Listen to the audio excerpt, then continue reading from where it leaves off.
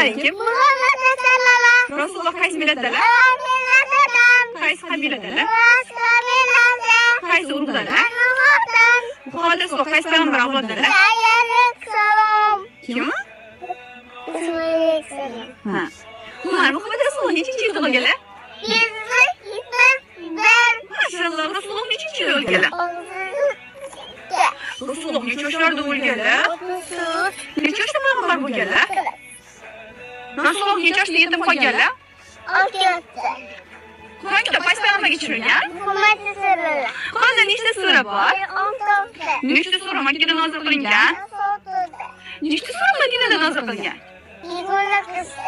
Har bitta sura nima deb boshlanadi? Qaysi sura Bismillahirrohmanirrohim deb boshlanmaydi? Qur'on yodlagan kishi nima deydi?